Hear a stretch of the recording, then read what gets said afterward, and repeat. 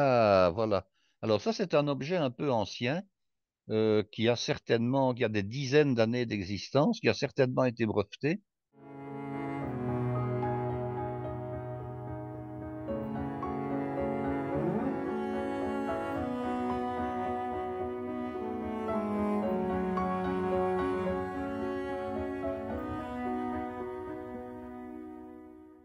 Chers amis, bien le bonsoir en cette belle soirée de printemps, un petit peu humide encore et toujours.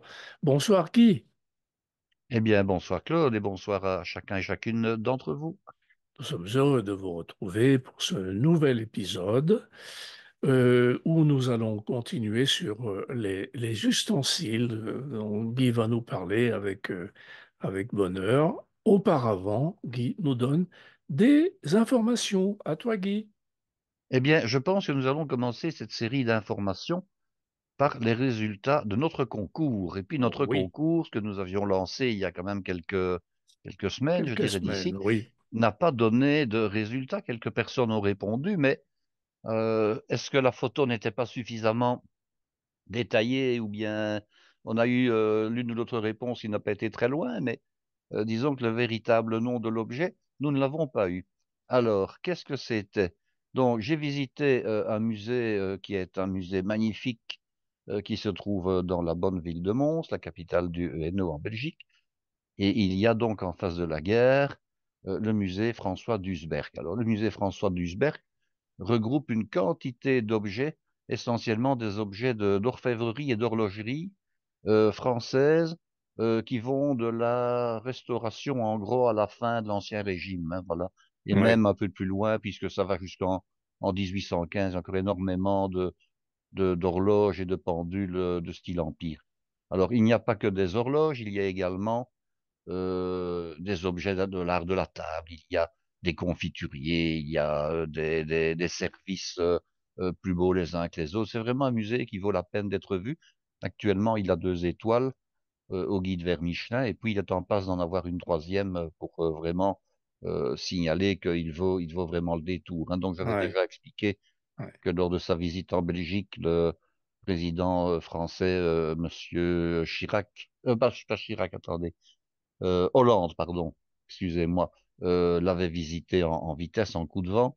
Hein. Actuellement, son propriétaire, parce que c'est un musée privé, qui est en tractation avec la ville, qui ne répond malheureusement pas trop bien à ses sollicitations, mais c'est un Hmm. musée privé dont le propriétaire est le baron François Dusberg, qui a donné son nom au musée, qui est un monsieur très très âgé maintenant, vraiment, qui malheureusement pour lui et pour nous n'en a plus pour, je dirais, des décennies. Hein. Hmm. Il est, disons, il a plus de 90 ans.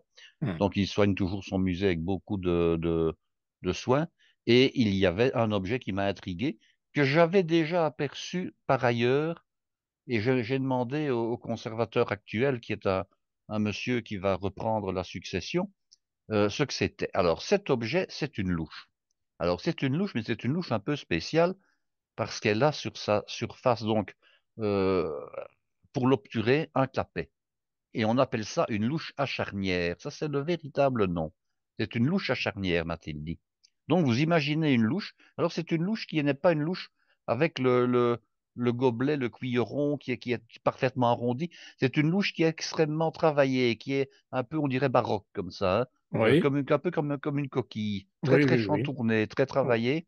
Et le clapet a exactement la même forme au-dessus, mais est à plat, lui, hein, et obture la partie supérieure. Et Hmm. alors, il y a une petite charnière, effectivement, avec une clé, qui permet de manipuler le fameux clapet en question, et qui permet soit d'ouvrir, soit de fermer le clapet au-dessus de la louche. Alors, la partie, donc, le clapet lui-même, qui s'abaisse ou qui se relève, est lui-même extrêmement travaillé et est creusé de petites ouvertures, de petites ouïes, hein, qui Oui. permettent de filtrer et de laisser entrer le jus. Donc, on peut se servir de cette louche, par exemple. Ça a été la mode comme ça à la fin je dirais, du 19e siècle, début 20e. C'était la mode des colonies, hein. Donc, on a inventé toute une série d'apéritifs rafraîchissants, des punchs à base souvent d'alcool de type rhum, par exemple, hein, avec des fruits, avec des sirops de sucre, etc. Un peu comme notre sangria actuelle, finalement, hein, quand on fait une Mhm. sangria et Mhm. qu'on y met des fruits à macérer. Alors, on aime bien pouvoir soit boire le liquide seul, soit boire le liquide avec les fruits, soit éventuellement se faire resservir uniquement de fruits ou uniquement de liquide, ça arrive. Eh bien, Oui, cette oui, louche, oui. elle permet de le faire assez facilement. Pourquoi? Oui, d'accord. Imaginons, vous voulez avoir à la fois, je dirais, du liquide et des fruits. Ben, vous prenez la louche ouverte et vous plongez dans le bol à punch, hein, ou dans le bol à sangria, dans le récipient, hein, et vous servez les deux en même temps. Vous voulez maintenant n'avoir que du jus, que du liquide. Vous fermez le clapet, alors deux possibilités. Soit vous fermez le clapet, vous enfoncez la louche et par les orifices supérieurs du On ne clapet, le prend que liquide le va jus. entrer et puis il n'y a que le jus qui va entrer, vous le Eh oui, servez avec le jus. oui, Soit vous plongez dans le tout, vous fermez le clapet et le clapet va servir de passoire, va servir de fil et absolument. vous ne versez que le liquide qui va s'écouler. Oui, Et si oui. à l'inverse, vous ne voulez que des fruits, ben, même chose, vous plongez avec le clapet ouvert dans le bol, vous soulevez le tout, vous refermez le clapet, vous égouttez au-dessus du bol le liquide, et puis vous ouvrez, vous ne servez que des fruits. Donc ça peut vraiment être utilisé dans toutes Très les astucieux en tout conformités cas. que je viens d'expliquer. C'est très astucieux. Et alors Oui. il y en avait deux dans le musée, dans deux vitrines différentes, et j'ai trouvé ça particulièrement intéressant. Alors je suis allé voir sur Internet, évidemment, en me disant, tiens, je pourrais regarder pour en acheter une. C'est très difficile à trouver, même sur Internet, je n'ai pas vraiment vu. Alors il faudrait sans doute s'adresser à des orfèvres de type Christophe ou bien des gens qui travaillent encore un peu sur commande, peut-être, Oui, en oui. disant, tiens, est-ce que c'est quelque chose que vous pourriez fabriquer? Mais bon, si c'est pour le faire fabriquer sur mesure, vous pensez bien que ça doit coûter là, les Oui, fesses, hein, comme on oui, dit. oui, oui. Donc, La louche à je clapet. crois que, Mm. je crois que on devrait s'en passer. En fait, c'est la louche à charnière, le À véritable charnière, nom. pardon, à Pas à charnière. clapet. Là, j'ai parlé d'un clapet, évidemment, qui va se Oui, mettre sur oui. la partie supérieure et qui va servir de fil, qui va fermer la louche. Mais le nom qu'on m'a donné, c'est louche à charnière, Mhm. puisqu'il y a une charnière, hein, qui est, je dirais, au bas du manche et qui permet donc de fermer enfin, qui permet d'abaisser le clapet. Voilà. Mhm. Nous Mhm. n'avons pas reçu de bonne réponse, donc il n'y aura personne pour partager un moment d'intimité avec nous lors d'une émission, hein. Ce ne sera pas pour cette fois-ci. Nous devrons remettre ça à la prochaine fois. Sauf si on nous le demande expressément. Sauf si on nous le demande expressément, nous ne refuserions pas, hein. Nous Voilà. sommes bons joueurs, nous ne refuserons Évidemment. pas. Ce serait un plaisir. Nous avons déjà eu des demandes, mais nous n'avons pas eu vraiment de suite à ces demandes, en fait, ce qui est un Absolument. petit peu malheureux. Absolument. Alors, et pourtant Et nous sommes étonnant. disposés à le faire, hein? Oui. Oui, oui, oui. Alors, Alors, je vais vous parler maintenant d'un bide. Alors, le bide, qu'est-ce que c'est? Eh bien, je vous ai expliqué il y a quelques semaines, bon, il y avait l'histoire de Blanche-Neige, vous vous rappelez sans doute, hein, hum. qui serait enterrée en dessous de la bourse de Bruxelles, dans le centre-ville. Oui. Et la bourse, maintenant, sert d'écrin au fameux Belgian Beer World Museum, donc le musée, je dirais, de la bière en Belgique, qui, comment dirais-je, moi, qui espérait attirer énormément de touristes. Alors, si moi, je lis les chiffres ici, hein, un échec retentissant, le musée de la bière à la bourse n'attire pas les foules. Ben oui, on avait espéré, il y a 6 mois, avoir une fréquentation extrêmement importante au point que, bon, ce musée, qui est finalement une association entre un consortium de brasseurs belges et la ville de Bruxelles, puisque la bourse était propriété de la ville de Bruxelles, espérait attirer 180 000 visiteurs depuis l'ouverture. Et en fait, il n'y en a encore eu que 50 000 qui ont franchi, je dirais, la porte du musée. Alors, ils espéraient avoir, je dirais, une moyenne de 1 000 visiteurs par jour. Il y en a eu évidemment que 300, donc le tiers à peu près. Alors pourquoi, comment? Bon, je ne sais pas. Est-ce que le marketing n'a pas été bien fait? Ils ont voulu avoir une politique peut-être un petit peu trop restrictive. Je m'explique. Au-dessus, on a construit une superbe terrasse, hein, donc sur le toit de la bourse. Donc c'est une terrasse qui se trouve à 35-40 mètres de haut, par là, 35 mètres à peu près. C'est une terrasse sur laquelle on a une vue superbe sur la Grand Place, sur les toits de la ville, enfin, du centre-ville de Bruxelles. Et il était prévu de ne pouvoir laisser les gens qui avaient accès à ce rooftop que l'équivalent, disons, d'une consommation. Hum. Bon. Alors évidemment, ça peut-être refroidi certaines personnes qui se sont dit, bon, on va payer X euros pour voir le musée. Bon, je connais un peu les musées dans le sens où il est sûrement très bien fait. Je n'y suis pas allé, mais il est sûrement très bien fait.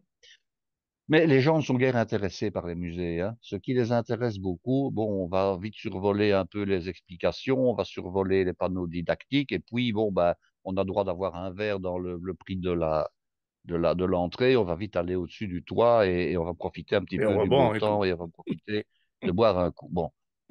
Le problème, c'est que si on dit aux gens dès le départ et à l'entrée, bon, écoutez, quand vous irez au-dessus, hein, vous ne pourrez prendre qu'une seule consommation et puis une demi-heure, trois quarts d'heure après, vous devez être sorti ou vous devez partir. Je pense que ça refroidit peut-être un peu les gens. Ça c'est mon point de vue. Ce n'est Oui, peut-être pas la seule explication, mais c'est un peu mon point de vue. Donc, évidemment, c'est un bid, c'est un flop. La commune ne désespère pas euh, continuer à croire dans ce produit, c'est ce que je vois, hein, c'est ce que dit le bourgmestre Philippe Claus. Alors, ils espéraient également louer les locaux, hein, parce qu'il y a certainement des salles qui sont des salles locatives. Ben là, évidemment, il n'y a pas eu vraiment de location qui a été faite non plus. Pour quelle raison, je n'en sais trop rien. Mais toujours est-il qu'il y a un déficit quand même. Voilà, et on parle ici pour 2024 d'un déficit qui atteindrait quand même le million d'euros. Bon, donc la ville de Bruxelles n'a pas vraiment mis ses billes dans le bon panier, on va dire ça comme ça. mhm. Euh, Ce sera donc à revoir vraisemblablement au niveau du marketing. Sans doute, Et sans alors doute. donc voilà, donc voilà, c'est un bide. Pourtant, quand on voit qu'à Dublin, le musée Guinness attire du monde et que toute personne qui visite Dublin se fera le plaisir d'aller jusqu'à la brasserie d'origine de la bière pour visiter le fameux musée de la Guinness, qui lui n'est consacré qu'à la Guinness en fait, hein. Ici, c'est la bière Et, au sens général, donc c'est toutes les bières, les blondes, les brunes, les ouais, spéciales, etc. Le musée Guinness, lui, n'est consacré qu'à la Guinness. Le musée Guinness, je l'ai visité, il est très beau, très bien fait. On a droit également, lorsqu'on est tout au-dessus, parce qu'il limite, en fait, on a l'impression qu'on entre dans un immense verre à Guinness dans le musée Guinness. Hein, on oui, monte les étages et puis l'endroit où on va boire le verre et où on a vu sur la vieille ville de Saint-Saul-Dublin, c'est donc dans la partie mousse de la bière, hein. mhm, Ben, il y a mhm. du monde, quoi, hein. Bon, maintenant, je ne sais pas, ils ont voulu peut-être faire la même chose et puis finalement, ils se plantent. Espérons que ce soit un Bah, mauvais début. Guinness est, est connu mondialement. Oui, Euh, mais Guinness est connu mondialement, évidemment. Alors, ils ont un très, très beau marketing chez Guinness, hein. Dans le musée, vous pouvez acheter plein de tous les objets qui rappellent la Guinness, que ce soit des verres, que ce soit des cravates, que ce soit des petits objets, des tire-bouchons, des porte-clés, les produits des objets dérivés. Voilà. décoratifs, des produits dérivés, vraiment, ils ont de tout. Ouais. C'est un très, très beau musée. Alors, je ne sais pas ici dans le cadre du musée de la bière, s'ils ont prévu aussi des produits dérivés. Je pense que le marketing à ce niveau-là pêche un peu en Belgique par manque d'ambition. Je vais vous citer un autre exemple. Je suis allé à plusieurs reprises en Angleterre, à Londres et même en Écosse dans les propriétés de la reine parce que j'avais envie de voir à quoi ça ressemblait. Et vous trouvez comme ça, que ce soit à Balmoral, que ce soit bien sûr à Buckingham Palace et même dans Londres, hein, des boutiques qui font le merchandising des produits, disons, dérivés de la couronne. Hein, ça va de la confiture au bic, en passant par les bonbons, les essuies, les livres et les pièces de vaisselle, du thé, enfin, je crois que quasiment tout ce qui peut se vendre, et ce sont des produits de qualité, hein, ce sont des produits de qualité, il faut quand même bien le dire. En Belgique, lorsqu'on visite les serres royales, c'est-à-dire que ce sont les serres qui ont été érigées à l'époque du roi Léopold II dans la propriété même, je dirais, du château de Laeken. Ça se visite pendant 15 jours, 3 semaines. Il y a une petite boutique à la fin, mais vous trouvez deux fois rien. Vous trouvez deux fois rien. Vous trouvez, je dirais, deux, trois bibelots, mais le 20e ou le 50e de ce qu'on peut trouver en Angleterre. Alors évidemment, la monarchie belge est très discrète, elle est Oui, plus comment dire, discrète que beaucoup plus les Anglais. réservée. Oui. Oui, et beaucoup plus réservée, alors que les Anglais savent particulièrement Hmm. que beaucoup je dirais, d'étrangers qui viennent à Londres hein, ont envie de voir la relève de la garde, ont envie de tout ça. Bon, en Belgique, il n'y a plus de relève de la garde. Il y avait avant deux, trois guérites avec des soldats en faction en armes devant le palais royal. Ça a même été supprimé parce que Je vais dire que ce n'était pas nécessaire, ça ne se justifiait pas. Vous allez me dire, la relève de la garde en Angleterre ne se justifie pas non plus.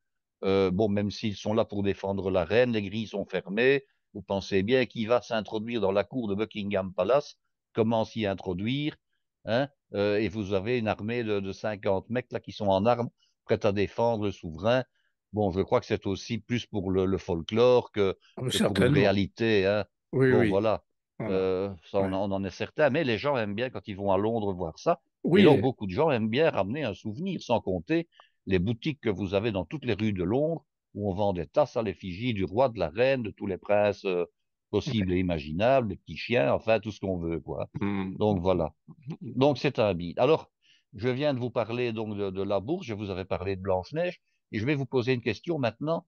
Est-ce qu'il y aurait une autre héroïne à laquelle vous pourriez penser et qui serait, je dirais, attachée à la Belgique? Est-ce que, bon, je Ah, dirais une héroïne pour enfants, évidemment, oui, hein, on oui, est oui, bien d'accord. évidemment, évidemment. Évidemment. Alors, elle vient de fêter, comme on dit en Belgique, c'est 70 ans, c'est-à-dire c'est 70 ans. Ça, c'est une petite indication. Alors, elle a une statue dans la ville où elle est née. Elle a une statue qui pèse 95 kilos en bronze, qui la représente, elle et son petit chien. Voilà. Ah, non, Et mais c'est donc, une héroïne qui est mondialement connue, je dirais quasiment, hein, parce que, bon, je vais dire que c'est une héroïne de fiction, hein, on va être clair, hein, même si le modèle en vrai existe, hein, mais c'est une héroïne de fiction. On a vendu 100 millions d'albums dans lesquels elle apparaît, et elle a été traduite en une trentaine de langues. Donc, c'est dire quand même que hmm, elle est connue. en effet. Donc, c'est une personne vivante. Alors, la personne est vivante, je dirais, la personne qui a servi de modèle initial est toujours Ah, vivante, et d'accord. elle habite même en France, dans une île de l'Atlantique, ou alors tout près d'une île, du côté de la Vendée. Mais Ah, d'accord. on l'ignore, hein, ça c'est en faisant mes petites recherches que je l'ai trouvé. Mais en réalité, elle ne porte pas le même nom, hein. Ah, oui, Donc oui, oui, ok. l'héroïne vit toujours, mais elle a simplement servi de modèle. Hmm, Donc c'est un personnage de fiction, vous l'avez compris, oui. dont je veux parler. Alors, ça a un petit rapport avec la cuisine quand même, donc, enfin, un petit rapport, oui, un petit rapport quand même, donc c'est pour ça que j'en parle. Eh bien, Et alors, elle vient de fêter ses 70 ans. je donne ma langue au chat. Alors, est-ce que Martine, ça vous dit quelque chose? Les Ah histoires oui, illustrées de Martine. ah oui, oui, oui, oui. Oui, le club des cinq, des Ah choses non, comme. non, pas le Club Non, des Cinq, du mais tout, du tout. euh, ce Oui, sont des Marc. livres illustrés qui étaient destinés essentiellement à un public, bon, bien sûr, d'enfants, Oui, mais plutôt féminin. C'était les petites filles, généralement, qui aimaient bien lire ça. Mais les oui. petits garçons pouvaient lire parce qu'il y avait toute une série d'aventures qui pouvaient, disons, concerner les deux sexes, finalement. Mhm. Et alors, Martine, elle est née donc il y a 70 ans, de la main de deux papas, je vais dire ça comme ça, un Français et un Belge. Alors, le Français qui écrivait les textes, c'était Gilbert de La Haye, hein, qui était né en 1923 et est mort décédé en 97. Et puis, celui qui a vraiment fait connaître Martine, c'est l'illustrateur, c'est Marcel Marlier, qui lui était tournaisien et qui est décédé en 2011. Alors, quand Gilbert Delahaye est décédé donc en 97, c'est son fils Jean-Louis Marlier qui a repris, je dirais, l'élaboration des textes.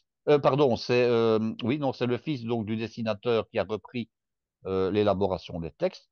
Et puis, il est décédé également, mais son papa était décédé en 2011, donc on n'a plus publié Ah, de d'accord. nouveaux albums. Alors, Ok. Martine a commencé par d'abord aller à la ferme. Ça, c'est en 1954.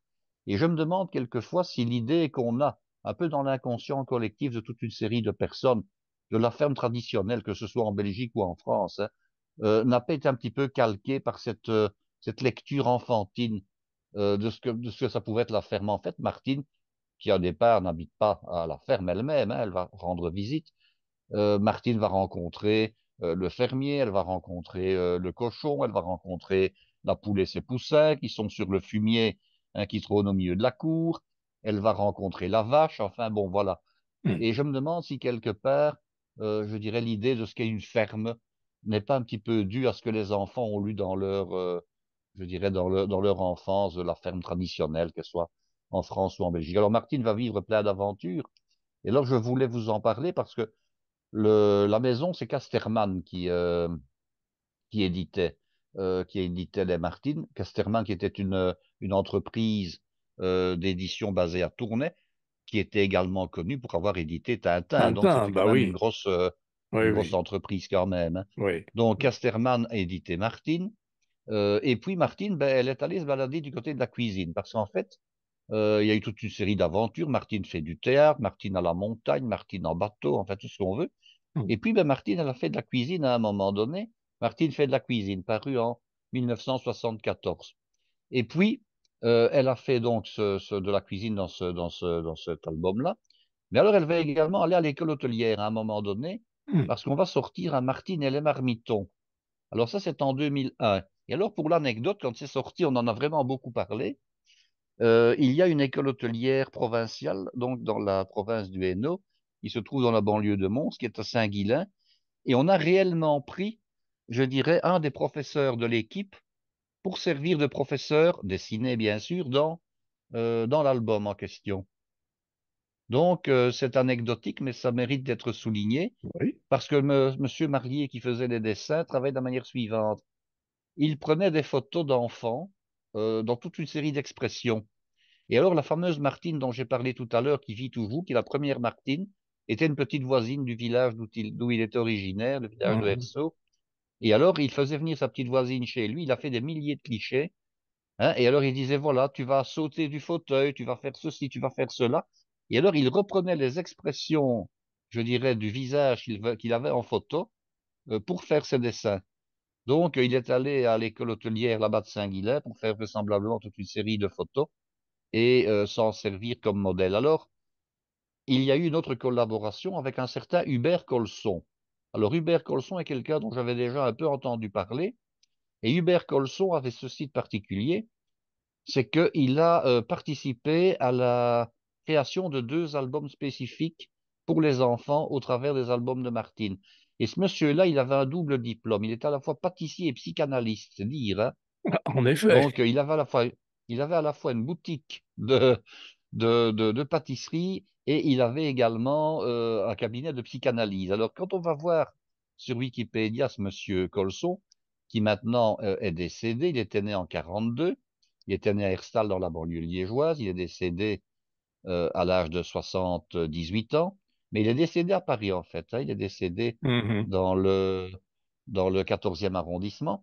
Alors, il avait ouvert une pâtisserie en Belgique, et d'après ce que je vois, il a également ouvert une pâtisserie donc en France et même une à Brooklyn. Donc, c'est dire que Ah, il avait comment dirais-je, moi, de la suite dans les idées. oui, il faisait Et des alors, il a affaires. également participé à la Nuit des Molières en 2011, Hmm. et il faisait partie des 400 membres du jury privé de la Nuit des Molières cette année-là. D'accord. Donc voilà un petit peu, je dirais, la collaboration qu'il y a eu entre ce monsieur Colson et les dessins de Martine. Alors, D'accord. on produit encore des Martines actuellement, Ah oui. mais il y avait une clause quand le dessinateur est décédé, il avait laissé dans ses dernières volontés le fait qu'on ne puisse pas reprendre, je dirais, que quelqu'un ne puisse pas redessiner Martine après lui. C'était Hmm. une obligation, une contrainte.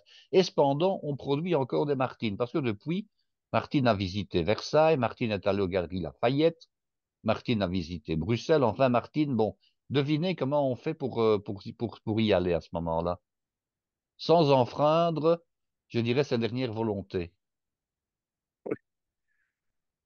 Bon, ça devrait plus s'appeler Martine alors. Ça devrait... Si, parce que c'est toujours Martine qui Oui, c'est apparaît, toujours Martine. Bon, c'est toujours Martine. oui, enfin, je sais pas. On l'a Eh décrit. bien, on va tout simplement faire des photos des lieux que Martine visite, hein. Donc, on va au château de Versailles, on fait des photos, hein. Elle va à Paris, ben, on fait une photo de la Tour Eiffel. Et puis, on reprend d'anciens dessins qui ont été crayonnés par l'artiste sur 60 albums, on les scanne et on les intègre numériquement dans la photo. Ah oui. De sorte qu'on a à la fois un mélange entre, je dirais, du dessin authentique et des photos actuelles. Ce qui permet à Martine de revisiter le monde et de faire plein d'activités tout en respectant le vœu du dessinateur qui avait créé le personnage, que personne ne redessine Martine après lui, puisque les dessins qui apparaissent actuellement sont toujours des dessins authentiques de sa main. Voilà. Mhm, mhm. Ben, c'était un bon filon pour Casterman, évidemment, hein, Bah, tu penses? qui peut toujours, comme ça, vendre des albums de Martine à bon Bah escient, oui, hein. c'est une entreprise Alors, qui doit bien se elle- porter parce que on qui vend doit bien se toujours. porter, d'autant plus, je pense que ça a été repris par Hachette. Mais enfin, bon, voilà. Ah oui, d'accord. Ah bon, d'accord, En ok. passant, Oui, oui, en en passant. passant. Ah oui. Voilà. Alors, Bon. je vous ai parlé de Tournai. Alors, Tournai, donc, puisque c'est le lieu de naissance de Martine et qu'il y a sa statue, et que Casterman était installé à Tournai. D'ailleurs, je pense qu'on parle maintenant, si ce n'est fait, d'ouvrir un musée Casterman, hein, pour que Mhm. toutes les archives de Casterman puissent être mises en valeur. Alors, Tournai, c'est la ville, la première capitale de la France, connue pour sa cathédrale magnifique, à la fois romane et gothique, son trésor de la cathédrale il vaut la peine. Son lapin du lundi par juré, sa salade tournaisienne, son gâteau Clovis, donc ça s'est tourné. Mais il y a eu ici un événement dramatique il y a une grosse semaine. En fait, il y a eu un assassinat Ah oui, oui, oui, à Tournai et le corps était, je dirais, flottant dans l'Escaut, oui, tout près d'une écluse. Je ne sais pas oui. si vous étiez au courant. Oui, oui, Euh, on a vu ça, oui. on en a parlé en France, oui. Oui, oui, oui, il me semble que j'ai vu ça, oui. Bon, donc Ouais. on l'a retrouvée. Et alors, bon, elle tenait avec son conjoint un petit restaurant dans une rue plus ou moins piétonne, là. Et la police, il faut reconnaître que la police a fait diligence. Elle a été rapidement, je dirais, sur les faits pour trouver le coupable, parce que sa voiture avait été retrouvée abandonnée derrière la gare de Tournai avec l'extincteur vidé à l'intérieur, et puis on a retrouvé des traces de sang, et puis elle avait eu le crâne fracassé et le nez cassé, mais elle avait été jetée toujours vivante dans l'Escaut, donc dans le fleuve qui traverse Tournai, où elle s'était fatalement noyée, et on a retrouvé le coupable qui est passé aux aveux une semaine, donc le lendemain de son enterrement.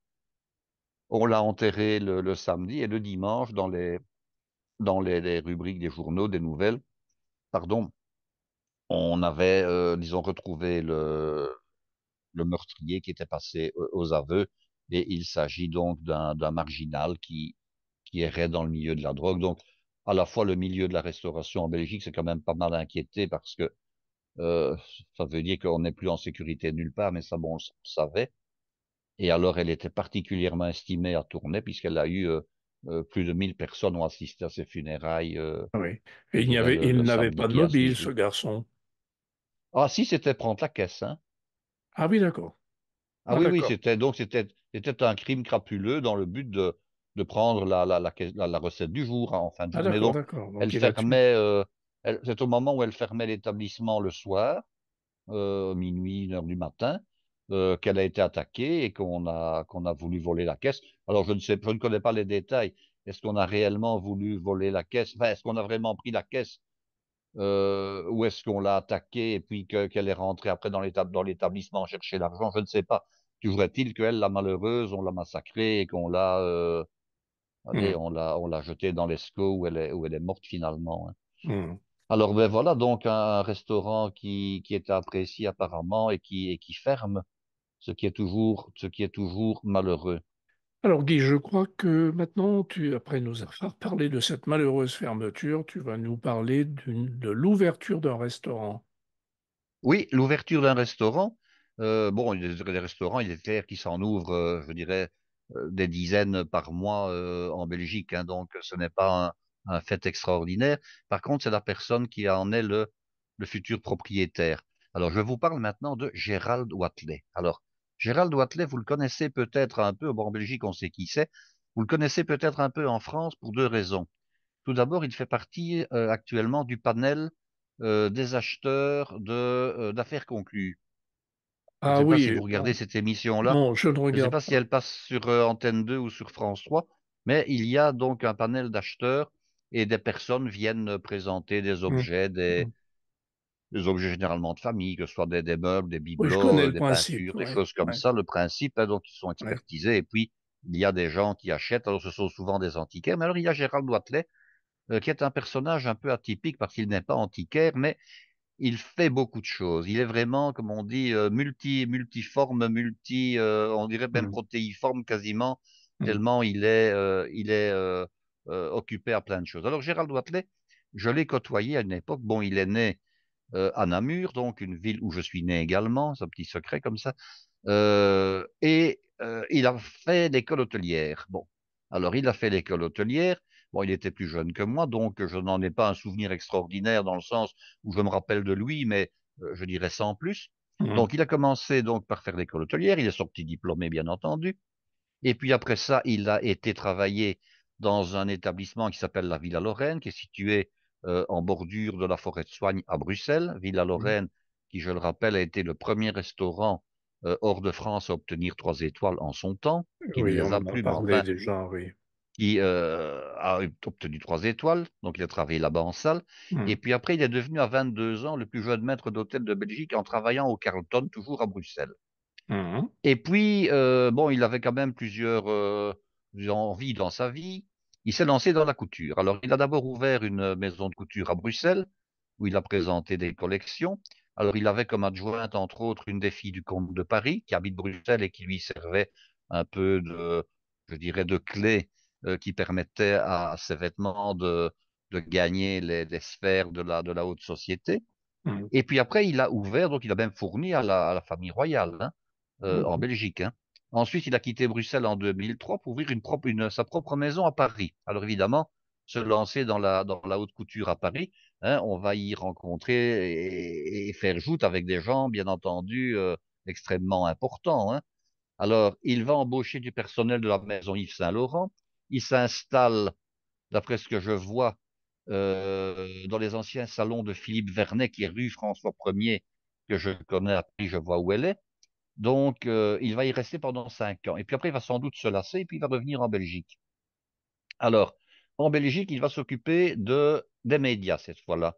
Il va devenir chroniqueur dans un magazine qui se trouve sur la première chaîne, donc sur la RTB, et qui s'appelle C'est du Belge. Alors, c'est un magazine où on traite, je dirais, à la fois de la royauté, on traite des entreprises d'excellence. Disons que c'est un magazine un peu people comme ça, hein. Mhm. Alors, il va s'occuper de chroniques donc depuis la création du magazine en 2011, et puis il va carrément présenter cette émission en compagnie d'une autre vedette, et puis après en solo à partir de 2015. Alors, il va rejoindre également sur la RTB toujours une émission qui s'appelle Sans Chichi, qui est une émission, disons, où on papotait de choses et autres. Et puis, il va tenir la fonction d'animateur cuisinier, donc dans cette émission. Et puis alors, il va avoir une émission rien que pour lui, qui s'appelle Un gars, un chef, dans laquelle il cuisine avec un faire-valoir, un peu comme Maïté le faisait à son époque, Oui, donc oui. sur France 3. Mhm. Alors, depuis 2018, comme je vous l'ai dit, il se rend de temps en temps en France, où il participe à l'émission donc d'achat affaires conclues, hein. Mhm. Et puis Mhm. maintenant, eh bien, il va ouvrir son propre restaurant, un restaurant qui se veut être, donc bien sûr, ce sera à Bruxelles, ce sera un restaurant qui ne sera ouvert que le soir, et on prendra la dernière commande aux environs de minuit. Donc, c'est pour tous ceux qui aiment sortir le soir et qui aiment éventuellement manger après le spectacle. Alors, je ne doute pas un seul instant que, vu sa popularité, il risque d'avoir du monde dans ce restaurant. Alors, quel Sans genre de doute. cuisine va-t-on y faire? Ce ne sera pas vraisemblablement lui qui va cuisiner, hein. J'ai Mhm. l'impression qu'il va surtout se trouver en salle et faire Mhm. de l'animation et dire bonjour à tout le monde, hein. Oui, oui, oui. Euh, Par contre, c'est lui évidemment qui va décider de la carte. Je ne doute pas non plus qu'au niveau du décor, vu, je dirais, sa fonction d'ensemblier, de décorateur et d'accessoiriste, que ce sera décoré avec beaucoup de goût et beaucoup de passion.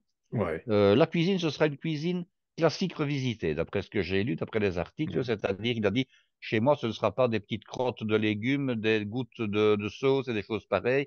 Ce sera de la viande, ce sera des accompagnements, ce sera de la sauce, mais on va reprendre des plats qui ont fait leurs preuves et on va je dirais, les mettre au goût du jour, si on peut employer Mhm. l'expression. Mhm. Et c'est vraiment le genre de cuisine qui, moi, me plaît parce que j'aime beaucoup reprendre des plats de la cuisine classique ou de la cuisine bourgeoise Mhm. et les affiner un peu, que ce soit dans la présentation.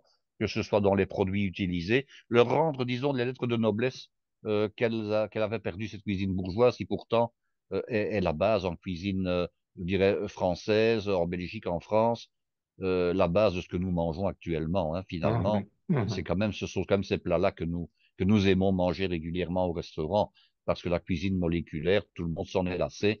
Ça a été la grande mode il y a 10, 15 ans.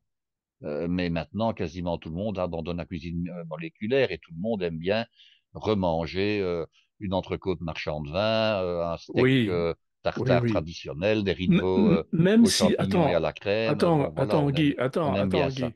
Même si Thierry Marx, avec son ami chimiste, continue à travailler sur la cuisine de demain. Oui, oui, oui, bien sûr. Mais Faut savoir c'est une ça. histoire de mode, et alors forcément, il y a une mode qui arrivera.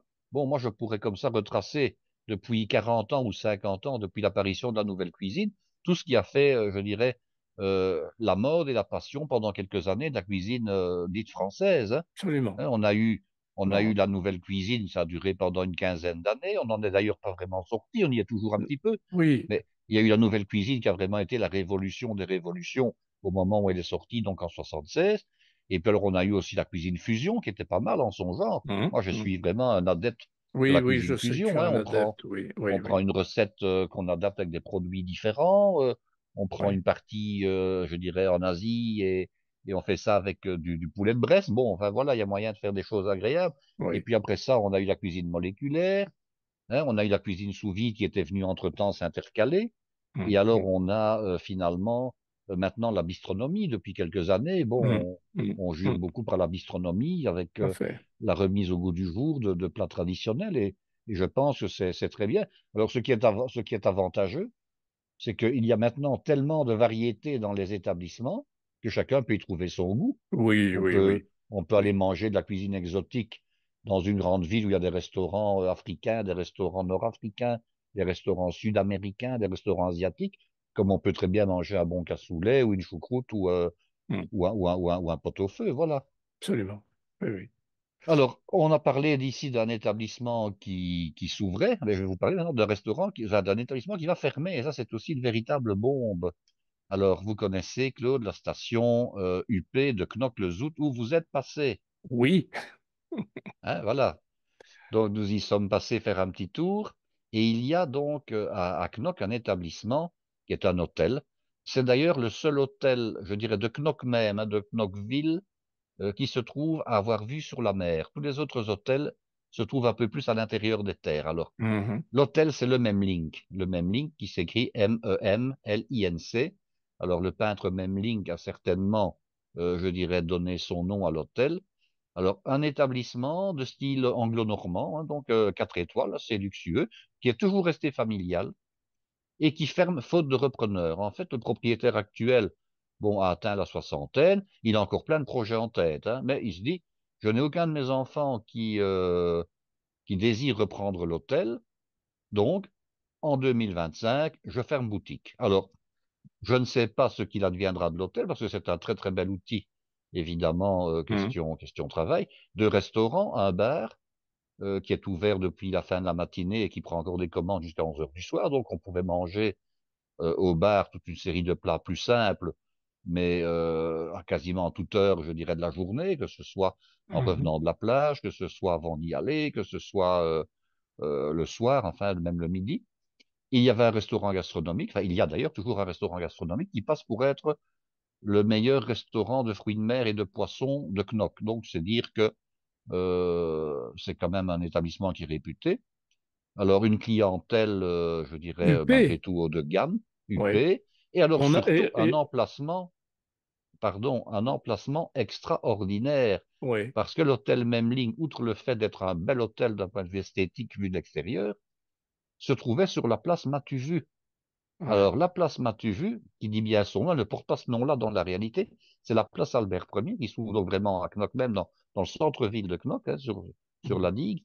mhm, Cette place Matuvu, en fait, c'est le lieu de rendez-vous de tous les frimeurs de la jet set de Knokke. mhm, Donc, tous ceux qui veulent, je dirais, montrer leur dernière voiture luxueuse, rutilante, avec ses chromes qui étincellent, son moteur qui vrombit et sa radio qui lâche des décibels et des basses pour toute la ville, se rendaient donc sur cette place-là, donc devant l'hôtel en question. Je dirais que toute proportion gardée, c'est un peu comme si c'était l'équivalent de la Croisette et du Carlton à Cannes, évidemment, hein. Donc, Et ils ne trouvent pas de repreneur. C'est incroyable, ça. actuellement, en tout cas, actuellement, il trouve peut-être des repreneurs, mais en tout cas, dans sa famille, il n'y en avait pas. Donc, il dit, je vais fermer. Je serais un petit peu étonné qu'il n'y ait pas, malgré tout, un groupe, je dirais, Ah oui, d'investisseurs parce que l'outil de qui ne travail est rachètent là, pas l'établissement. l'outil de travail est là, Oui. Et la clientèle est la là, hein. clientèle est là, le lieu est extraordinaire. Oui, voilà. Ce serait incroyable que ça s'arrête comme ça. Oui, je trouve aussi, je trouve ça, quand j'ai vu l'annonce, j'ai trouvé ça un peu bizarre. Et puis, il y avait une interview donc du patron actuel, du patron qui est la famille actuelle. Alors, il a encore plein de projets parce qu'il compte aller, je dirais, ouvrir autre chose dans un golf club on est en train de vouloir, d'après ce que j'ai lu, ouvrir, il y a déjà un golf select, le Royal Golf Club du Zout, évidemment, à Knock, mais on Hmm. est en train de vouloir ouvrir un autre, de créer de toute pièce un immense golf, tout aussi select d'ailleurs, un peu plus loin, enfin toujours à Knock même, Knock East. Alors je pense qu'il était mêlé à l'ouverture de quelque chose, peut-être l'établissement de bouche, ou bien Hmm. l'établissement hôtelier là-bas, mais enfin bon, il Bon, ne comptait pas rester. ou alors c'est un coup de pub qu'il veut donner en disant qu'il va fermer. En fait, il va pas fermer. Je ne sais pas parce que bon, il va se consacrer à autre chose en tout cas. Ouais. Maintenant, je trouve quand même que quand on peut remettre un établissement, la remise de l'établissement en elle-même doit valoir une fortune, hein. Donc, est-ce que ça va être racheté par un groupe qui va, disons, s'y installer, le rénover, Hmm. enfin peut-être le moderniser, je n'en sais rien. Mais c'est vrai que si jamais l'établissement ferme réellement, ça va être Hmm. un manque réel donc dans la ville. Alors on verra, hein, Oui, oui, ce qu'il d'accord. adviendra, mais voilà, il y a toujours comme ça Affaire à des suivre, petites hein. nouveautés à faire à suivre, hein. Donc D'accord. voilà, et surtout que l'établissement est extrêmement connu et réputé. Eh Voilà. oui. Bon. Euh, on part sur les objets, Guy? Eh bien, nous allons continuer avec les objets et faire une petite série de toute une liste que nous avons élaborée ensemble, toute une petite série de ces objets dont je vais vous parler, On, utiles, moins utiles, pas utiles, à conseiller, à déconseiller. Donc, c'est le moment. on commence par l'objet qu'il y a derrière moi, Guy? Ah, ce serait une bonne idée, hein? Hein? Ce serait une très bonne idée. Bah alors, Alors, vous savez vas-y. comment s'appelle cet objet? Ah, mais alors, pas du tout. Pas du tout, pas du tout. Alors, cet objet ressemble en fait à une presse, hein. Vous voyez qu'il y Oui, a je vois. Je me dis, une on met quelque espèce de... chose en haut, il sort quelque On chose met en dessous. quelque chose, alors il y a de nouveau aussi un clapet qui ferme, qui obstrue la partie supérieure. Il y Voilà. a un manche, hein. On ne voit pas tout l'appareil, Hum, mais enfin, il y a un manche hum. qui sert à appuyer sur ce qu'on a mis à l'intérieur. Et puis, Ouais, vous avez des trous en dessous, hein, trois trous, ouais. euh, C'est un peu comme dont un sort... presse-ail, quoi, hein. voilà, comme un immense presse-ail dont sort des choses. Et puis Hum, à côté, sur la photo, vous avez, je dirais, l'objet en question, pas l'objet lui-même en plastique, mais ce qui en est sorti, hum, qui est passé en friteuse, et ce sont des croquettes. Donc, hum, cet objet s'appelle un mille croquettes. Alors, pourquoi est-ce que ça s'appelle un mille croquettes? Ben, parce que ça sert à faire des croquettes de quoi? Des croquettes de pommes de terre. hum, hum, On en hum. discutait un peu avant d'enregistrer. Oui. Le Belge est un amateur extraordinaire de croquettes de pommes de terre. D'après ce que nous en avons discuté, ce n'est quasiment pas le cas en France. Pas du tout. Chez nous, la croquette de pommes de terre était vraiment la préparation de pommes de terre familiale que les grands-mères, hein, c'était surtout les mamans ou les grands-mères, enfin les grands-mères qui préparaient ça pour le dimanche, hein. Non. Lorsqu'elles recevaient leurs enfants et petits-enfants, ma reine, Bobonne, ma tante, enfin la personne qu'on désignait, hein, et qui invitait, faisait des croquettes de pommes de terre. Alors, des croquettes de pommes de terre, ça peut se faire à la main, évidemment, hein, ça se fait Hum, à la main. hum. Bien sûr, on ne les roule pas sous les aisselles comme les doubichous, mais enfin, il faut quand même un peu de patience. Il faut Eh, prendre la pâte de pommes de terre, vous expliquerez comment on fait après, hein, faire un boudin, ensuite les rouler pour les allonger sous forme d'un très très gros cigare, hein, les laisser se raffermir, puis après on les passe dans de la farine, on les passe donc du blanc d'œuf battu avec une pincée de sel et une petite cuillerée d'huile, et ensuite on les place une ou deux fois dans de la chapelure dorée, et puis souvent ça se faisait la veille, hein, et elles étaient préparées le samedi. pour pouvoir être utilisées le dimanche. On les gardait au réfrigérateur et puis le dimanche, on les passait à 180 degrés dans un panier, donc dans une friteuse, donc là où on fait les frites, hein. Et puis on les faisait dorer en même temps qu'elles doraient, elles réchauffaient. Et c'était vraiment un plat familial qui accompagnait aussi bien le poulet rôti compote, le poulet rôti salade, le rôti de bœuf petit pois carotte, le rôti de bœuf jardinière, Mhm. Mhm. le gigot d'agneau, l'entrecôte. Enfin, la croquette de pomme de terre est vraiment un emblème de la pomme de terre. C'est après la frite ce que le Belge préfère le plus manger comme type de pomme de terre. Alors, les D'accord. firmes de l'agroalimentaire se sont évidemment lancées dans l'aventure. Et maintenant, je dirais que plus de 90% des croquettes que le Belge mange sont des croquettes surgelées qu'ils achètent en grande surface, au rayon des Mhm. surgelés. Mhm. Mais il existe également des croquettes fraîches qu'on vend également en grande surface. Alors, je vais vous donner la recette des croquettes tout simplement, hein. Oui. Alors, comment fait-on des croquettes? On dit souvent que c'est de la pomme duchesse. Alors, ce n'est pas tout à fait exact. Les proportions d'une pomme duchesse traditionnelle, celle qu'on dresse à la poche pour faire des cabochons, on va ensuite repasser au four. Il faut considérer qu'on doit mettre 6 jaunes d'œufs par kilo de pulpe de pommes de terre bien desséchées. On prend toujours des pommes de terre de type pommes de terre à chair farineuse, hein, donc de Mhm. type binge, hein. Mhm. On va les cuire à l'eau, on va les égoutter, on va les faire sécher un petit peu pour qu'elles ne rentrent pas d'eau après. On va les écraser au pilon ou bien les passer au moulin à légumes, les assaisonner de sel, de poivre. Alors, dans une pomme duchesse, on ajoute du beurre et des jaunes d'œufs. 6 jaunes d'œufs par kilo de pulpe et 80 grammes de beurre. Et Par oui, il contre, faut pour faire lier des tout ça. croquettes, Mhm. il faut lier tout ça. Mais pour faire des croquettes, il est rigoureusement interdit de mettre du beurre. Parce que si vous mettez du beurre, on va dire que, employer le terme technique, vos croquettes vont chier dans la friteuse. Ça veut Ah, dire qu'elles ah. vont se défaire. Oui, Parce que oui, oui. le beurre qui est solide à l'état de température ambiante dans la pâte, lorsqu'il est à 180 degrés, va se liquéfier.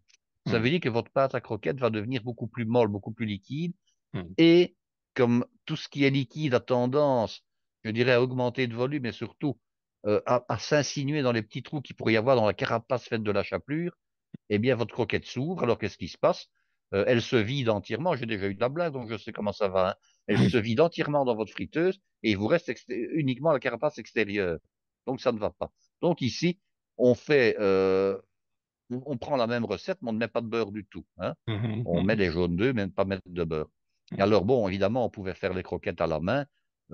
C'est une possibilité. Mais le mille croquettes a été inventé. Il avait d'ailleurs un nom déposé, hein.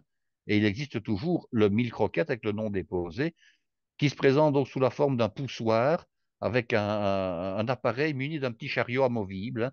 Donc, en Mhm. fait, on place le petit chariot en dessous de l'appareil et au moment où on commence à pousser et que la pâte commence à sortir, elle vient se déposer sur le petit chariot qui roule vers l'avant et puis avec un couteau, on va couper Mhm. les boudins, les 3 boudins de pommes de terre. Alors, une fois que c'est fait, on les met, s'ils ne sont pas suffisamment fermes, on les met au réfrigérateur pour qu'ils se raffermissent. Ensuite, avec un couteau, on va couper les croquettes à dimension de 5 centimètres généralement, Mhm. 5-6 Mhm. centimètres Mhm. maximum. On va les rouler donc dans la farine, dans l'œuf et ensuite dans la chapelure.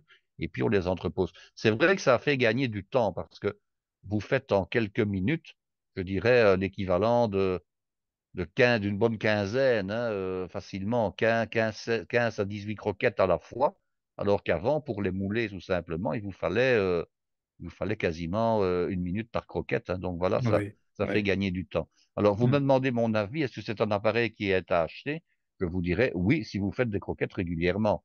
Oui. Si vous ne faites des croquettes que une fois par an, bon, ben, vous les achetez surgelées et puis c'est tout, hein. Ou bien vous engagez vos voisins, vos enfants, votre maman pour les faire. Mais si vous en faites plus ou moins régulièrement, c'est vrai que c'est un achat qui vaut la peine. Mais c'est voilà, c'est un ustensile qu'on ne va pas trouver chez nous à acheter. Donc, chers amis Mais on le trouve français, sur Internet, hein, on le trouve voilà, sur sur Internet. Alors, Internet, en oui. Belgique, il n'y a pas de problème. Mais dans toutes les quincailleries en Belgique, vous allez le trouver, dans toutes les grandes surfaces qui ont un rayon quincaillerie correctement aménagé. Et alors ici, il y avait une promotion, je crois que je l'ai payé, je dirais à 50% du prix parce que régulièrement on les brade. Donc voilà. Alors il y a ceux de la marque véritable qui s'appelle toujours le Mille Croquettes. Et puis, comme le nom est tombé dans le domaine public et que l'appareil lui-même n'est plus sous brevet protégé, bon, il y a d'autres marques qui l'ont copié, et voilà, on peut le trouver en blanc comme la Ok. photo, alors que le modèle d'origine, il est en plastique, je vais dire, blanc cassé, ivoire, Ah oui, un peu plus d'accord. jaune, voilà, tout D'accord. simplement. Ok, ok. Non, c'est un achat intéressant, en tout cas pour faire les croquettes de pommes de terre. Très bien. Mais on peut aussi faire d'autres choses, hein. Vous mettez de la pâte à gnocchi, vous faites des gnocchis avec, par Ah exemple, oui. hein. Ah oui. Ben oui, Ouais. donc voilà. D'accord, d'accord. Ok. Alors, parlons du lèche-plat ou marise. Alors, le lèche-plat ou marise, on l'appelle marise en France. Oui. C'est aussi, je pense, à l'origine un nom déposé que chez nous, on l'appelle le lèche-plat. Alors, il y a plusieurs modèles dont je vais vous parler. Il y a de bons et de mauvais modèles, si je puis employer l'expression. Mhm. Alors, euh, est-ce qu'il faut les acheter? Je vous dis oui tout de suite, à une condition, c'est de choisir le bon modèle. Je vous explique pourquoi. Euh, Comment se présente le lèche-plat ou la maryse? Ça se présente sous forme d'une raclette rectangulaire en règle générale, en plastique ou en caoutchouc, qui est amovible par rapport au manche. Le manche, traditionnellement, dans les modèles ancestraux, est un manche en bois, je dirais tout simplement de section rectangulaire, qui est fiché dans le trou réservé à cet effet, donc au niveau de la raclette en caoutchouc. Alors, il y a également des marises ou des raclettes qui sont réalisées en plastique extrudé en une seule pièce et qui Oui. sont beaucoup plus raides. Oui. Bon, les usages ne sont pas les mêmes. Si vous Mhm. voulez avoir une maryse qui ramasse correctement, vous devez avoir un caoutchouc qui est relativement souple. Oui. Pourquoi? Parce que quand vous allez dans un ustensile, vous avez à la fois des angles, vous avez par exemple dans un cul de poule l'arrondi de l'ustensile lui-même, et Oui. votre maryse doit pouvoir suivre les mouvements que vous lui donnez avec la main et bien racler partout, et suivre, je dirais, les reliefs de votre ustensile, de l'intérieur de votre ustensile Tout à fait. dans Moi, lequel vous avez réalisé un appareil. je l'utilise tout le temps.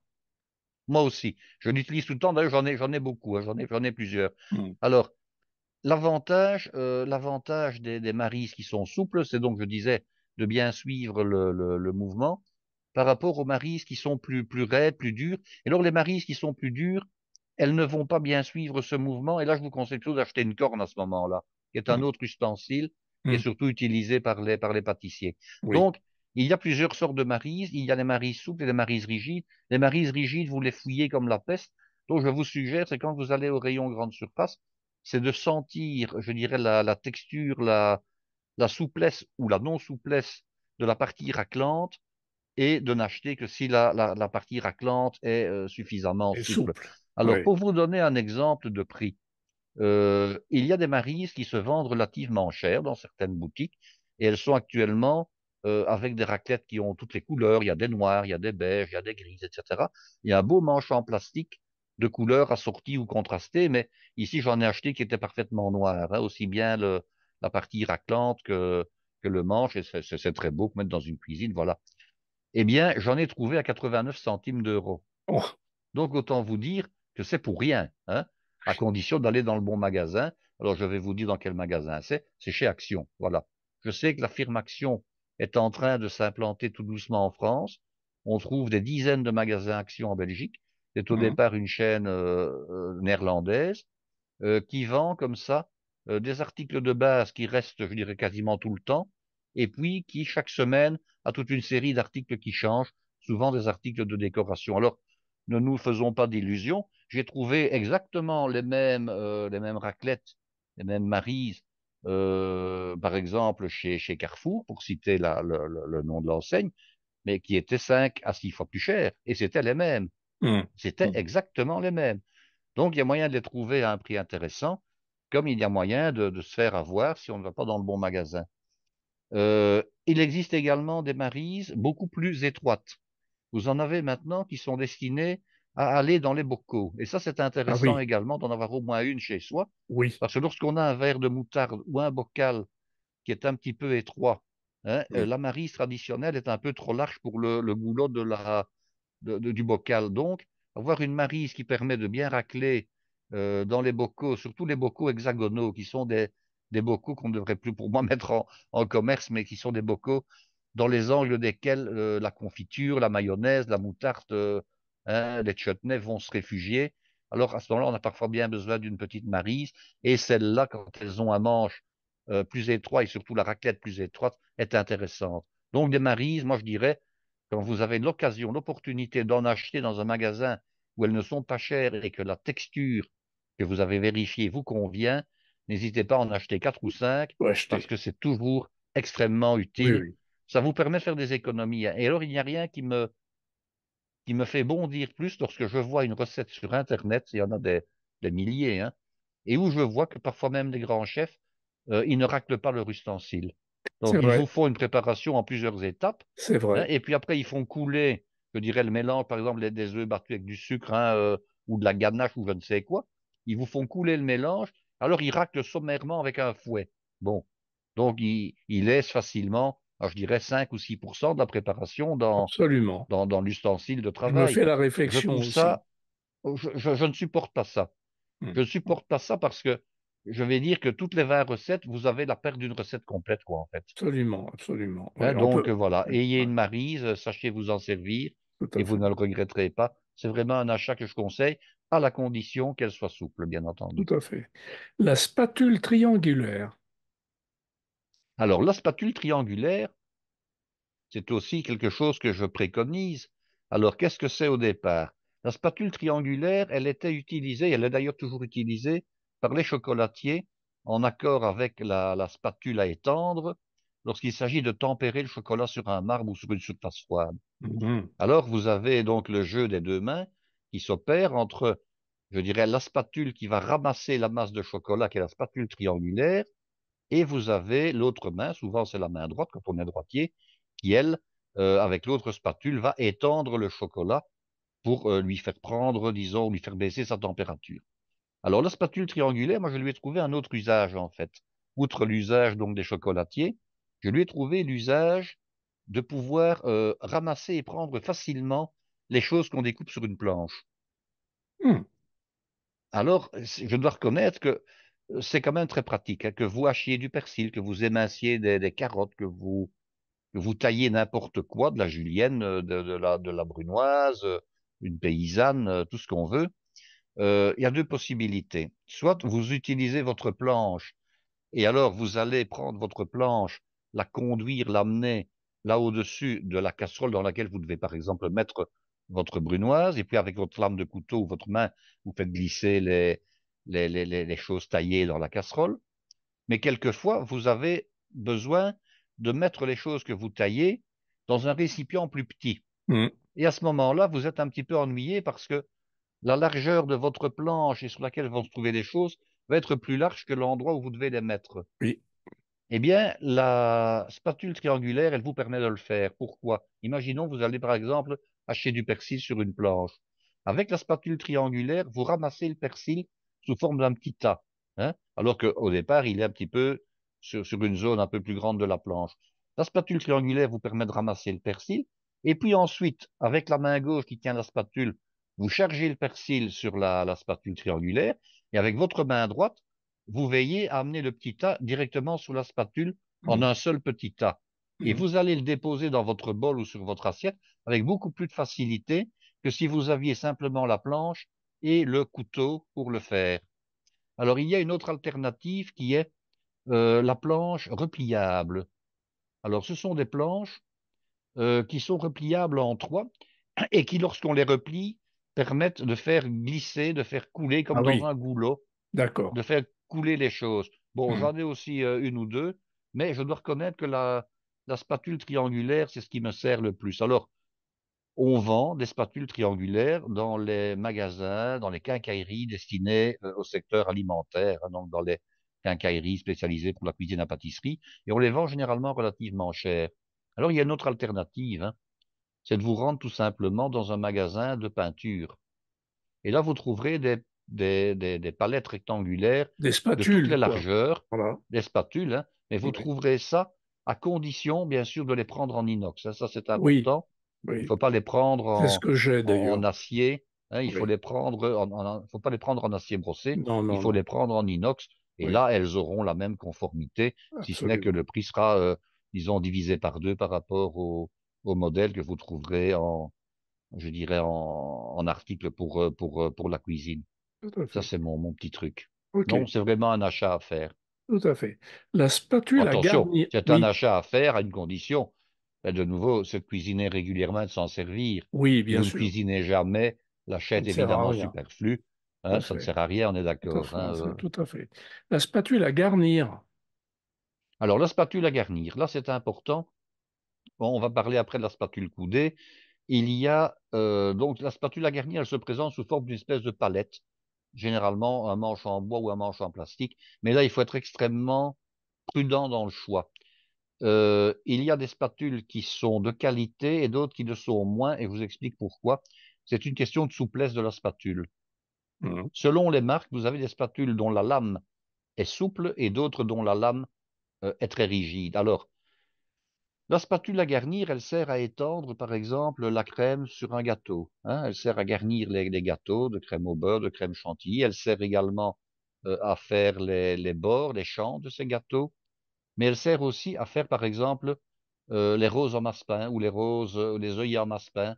Donc, elle sert à aplatir le massepain, pétale par pétale, ou bien, dans le cas de l'œillet, à aplatir le petit boudin qu'on fait, qui sert donc à fabriquer l'œillet par la suite. Si votre spatule n'est pas suffisamment souple, vous ne saurez pas avec beaucoup de facilité faire ce genre de travail. Donc, il faut une spatule qui soit extrêmement souple et toutes les marques n'ont pas des spatules qui sont souples.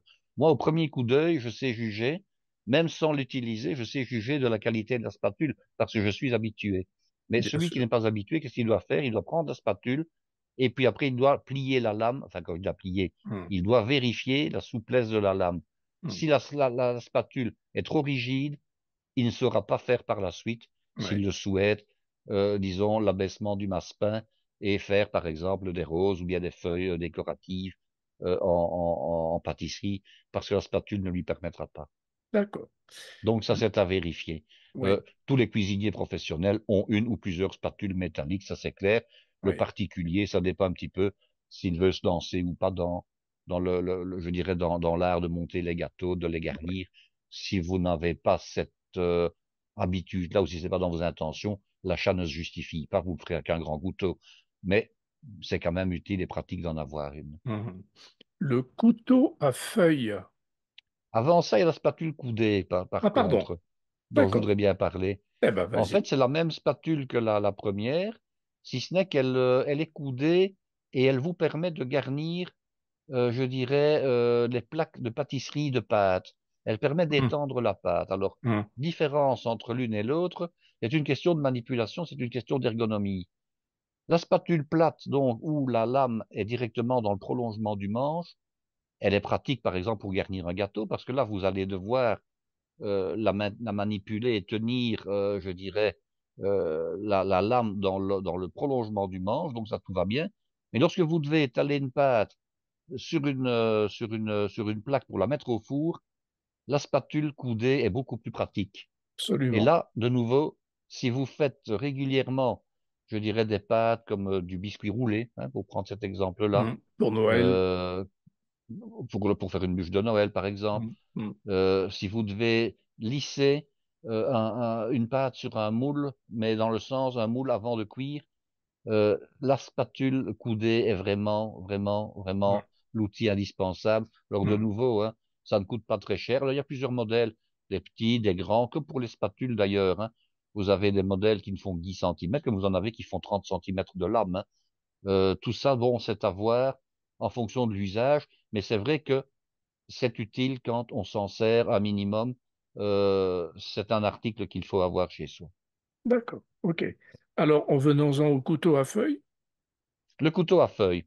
Alors, le couteau à feuille, c'est relativement récent. On pourrait éventuellement même l'appeler la spatule à feuille. Moi, je l'ai appelé couteau, mais alors, on trouve cet article-là. C'est un pâtissier français, pâtissier ou chocolatier français qui l'a inventé. Pardon. Il existe 7, 8 modèles, je pense, au total. Et on a même créé des modèles où tous les couteaux à feuille sont réunis euh, le même modèle toujours, évidemment, un modèle à la fois, sur un outil beaucoup plus grand qui permet de faire, par exemple, 7, 8 feuilles en même temps. Alors, comment ça se présente? Vous avez en fait une lame prédécoupée en acier, en inox, d'à peu près un millimètre et demi d'épaisseur. et qui a une forme plus ou moins longue et plus ou moins galbée. Vous trempez cette lame dans du chocolat fondu, chocolat blanc, chocolat au lait, chocolat noir, voire même des chocolats colorés. Et ensuite, vous allez directement l'appliquer sur un rhodoïde ou sur une feuille de papier sulfurisé, papier incollable. Et vous avez comme ça une empreinte en chocolat qui va se former puisque vous avez trempé votre lame dans du chocolat fondu. Et alors, dans la manière dont vous allez lever la lame de son dépôt, vous allez avoir une nervure centrale qui va se faire, qui est Mhm. en fait l'équivalent de la nervure de la feuille. Alors, une fois que la zone chocolatée a été posée sur le papier, vous glissez ce papier, cette feuille de papier que vous avez prédécoupée ou ce rhodoïde, soit dans le creux d'un moule à bûche, soit sur le dessus d'une bouteille, et vous avez la feuille qui va, en refroidissant et en figeant, puisque c'est du chocolat, qui va se galber. Hein. Et vous avez comme ça toute une série de feuilles ou de pétales qui sont utilisés par la suite pour décorer des gâteaux, pour décorer des pièces Mhm. montées. Mhm. Voilà, j'en ai trois, quatre de tailles différentes. Bon, est-ce que c'est utile? Oui, si c'est vous, si vous faites régulièrement des gâteaux et que vous continuez de décorer avec ça. Ce n'est pas donné, hein, comme il y a un brevet quand même Ah oui. là-dedans, je dirais qu'il y a quand même pendant encore quelques années un brevet qui rapporte, et c'est normal, je dirais de l'argent à son créateur et voilà qui lui permet, disons, de rentabiliser sa production Mhm. et de gagner ce qu'il a inventé, de gagner ce pourquoi Absolument. il a commercialisé l'objet en question, évidemment. Absolument. À trouver sur Internet et à trouver dans tous les bons commerces de pâtisserie, d'articles pour pâtissiers.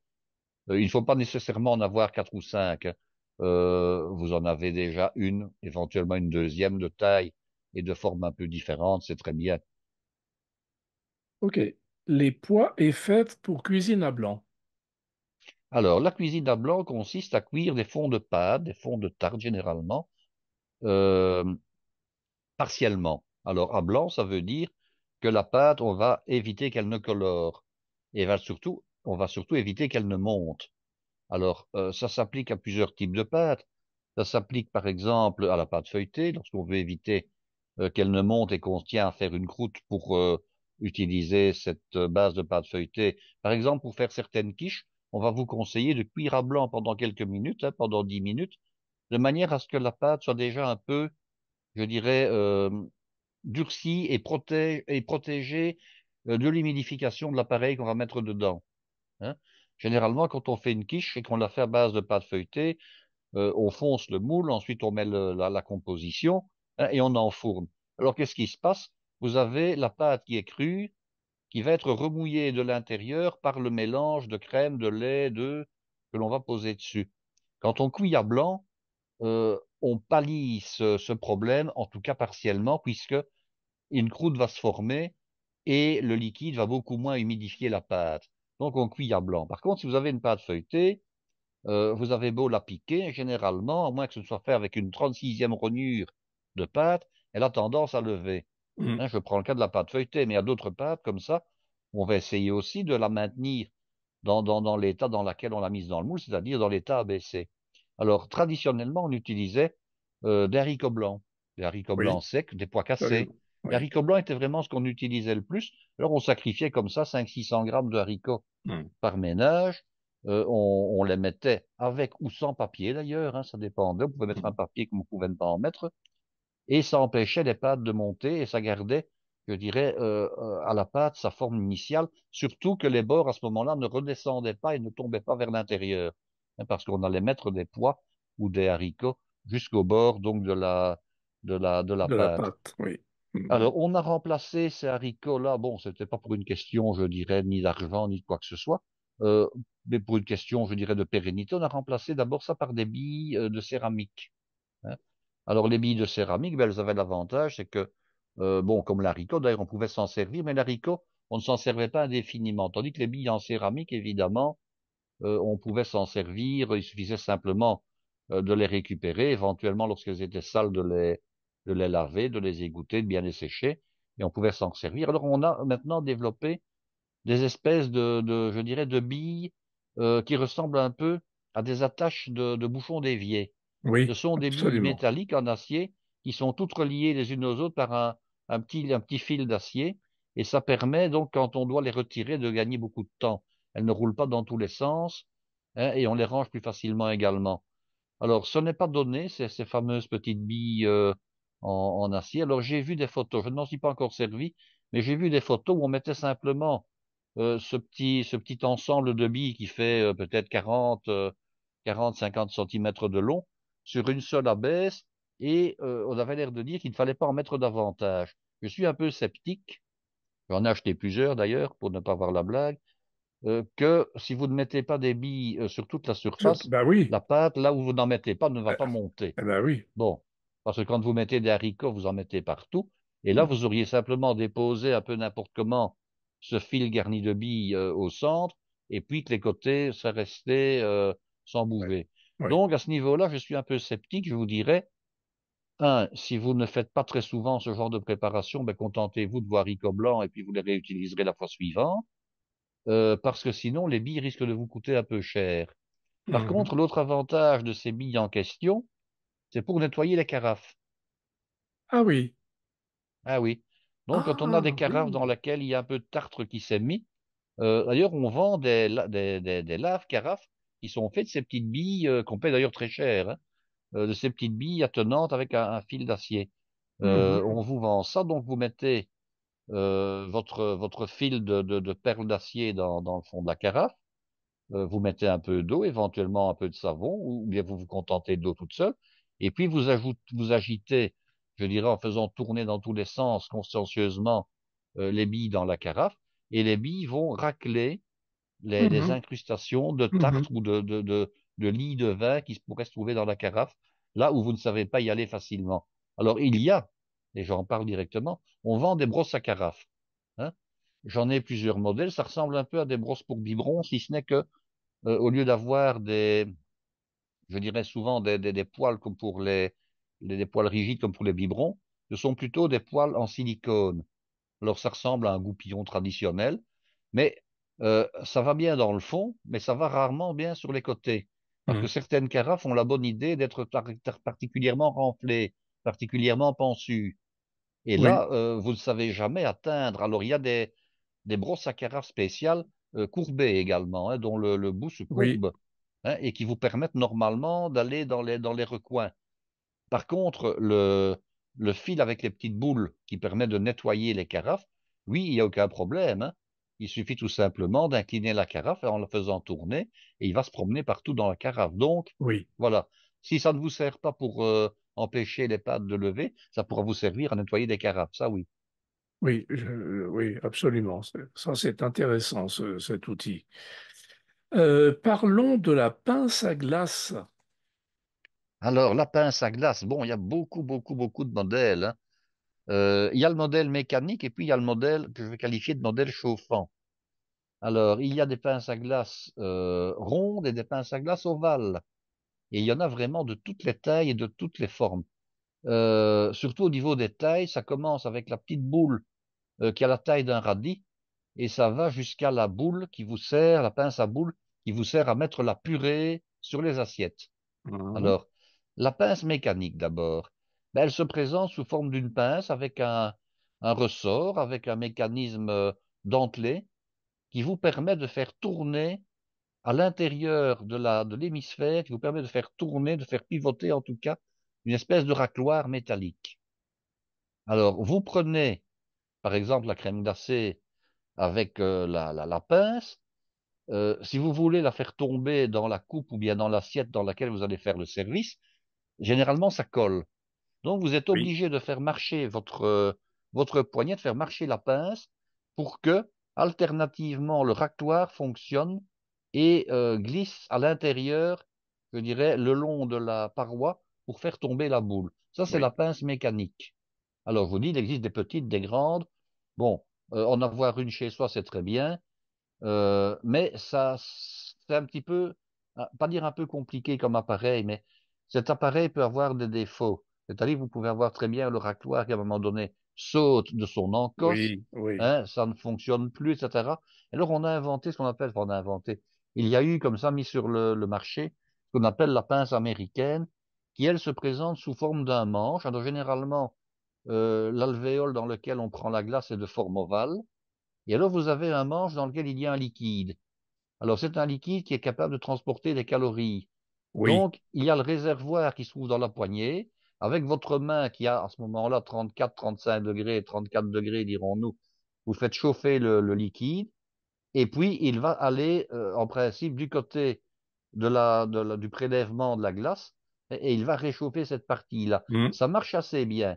Alors, Mhm. d'autant plus que, je rappelle quand même que pour s'en servir, que ce soit la pince mécanique ou bien cette pince-là, on doit avoir à côté de soi un récipient d'eau bouillante dans Évidemment. lequel, à chaque boule, on trempe la pince donc dans l'eau à la fois pour rincer entre les différents parfums, mais également pour réchauffer la partie métallique qui permet de mieux prendre la crème glacée. Absolument. Alors, il existe depuis, je dirais, quelques années maintenant, le même modèle que la pince américaine, mais un peu plus design. Et là, on l'a réalisé en plastique dur, généralement des plastiques colorés, hein, bleu, rouge, vert. Souvent, c'est en bleu d'ailleurs. Pourquoi, je ne sais pas.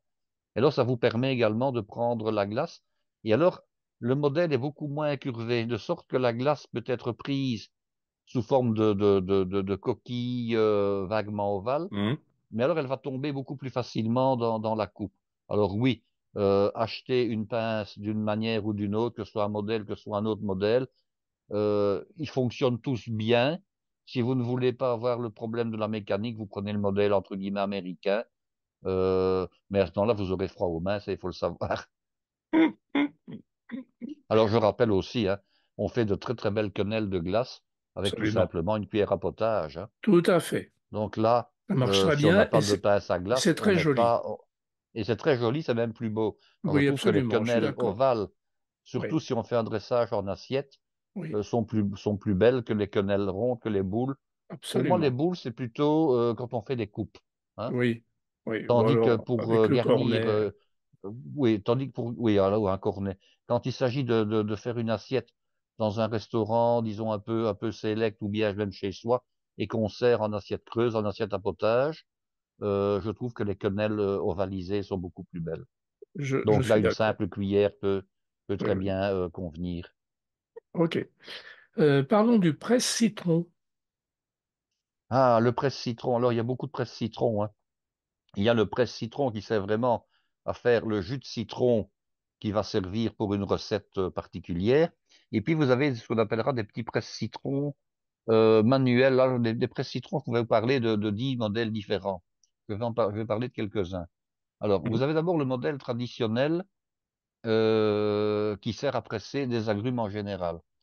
Alors, vous aurez remarqué que entre le citron vert, qui est très petit, le citron jaune, où il y a des petits et des plus gros, l'orange, d'une part, qui est déjà d'un calibre différent, et le pamplemousse, vous avez des tailles d'agrumes tout à fait Très différentes. diverses. Alors, si vous prenez un presse-agrumes dont le milieu central. Alors, ça se présente comment? Ça se présente sous forme, généralement en deux pièces, hein.